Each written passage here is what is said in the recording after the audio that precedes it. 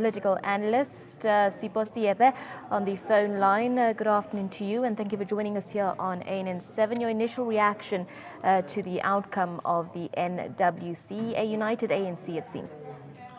Well, some of us were not surprised by the position of the NWC because that's what we have always said.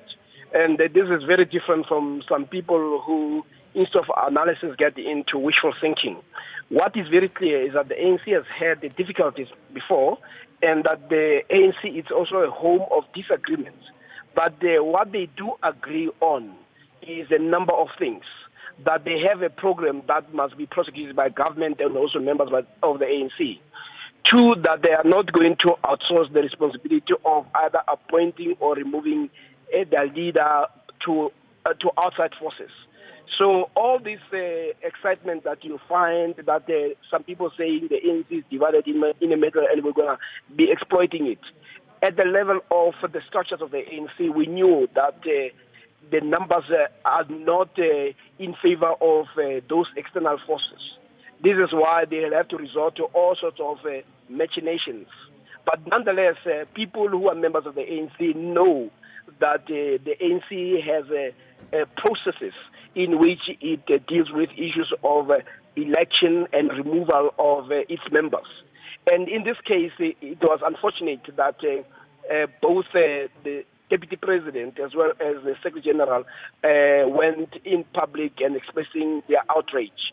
But nonetheless, as you listen to the Secretary General of the ANC, it was very clear that they were reminded that they're leaders, and leaders are not there to deepen the contradictions within the ANC, but they have to manage those.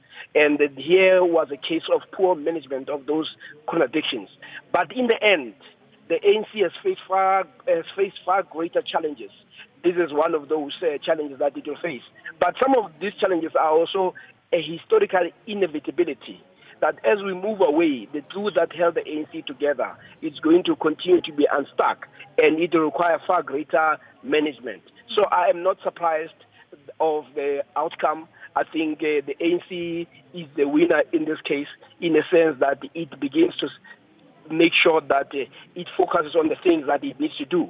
And also to remind people that the media has also contributed to the tensions between the president and the Pravin Gordhan. But also the officials were very clear that on this matter, they are in agreement with the president because of a relationship that has broken down. Mm-hmm. And anybody who is honest will know that once there is the relationship is broken, it is not possible for the two people to function. And in this case, it was not the president who was going to be sacrificed, because he is the leader of the ANC who has invited Pravin to come and serve in his cabinet. And in a sense, they are actually surprised, although they didn't put it that way, how a member of the ANC begins to move towards mobilizing against the ANC, which is what seems to be the case. And in a sense, it is a polite way of reminding him that he was not born to be a minister. He was also reminded that it's a case of choosing whether he's still a member of the ANC or not. So that was my reading of the press conference. Professor, thank you for your comments and your views. We appreciate you talking to us. We are going to continue getting comments coming through here on ANN7.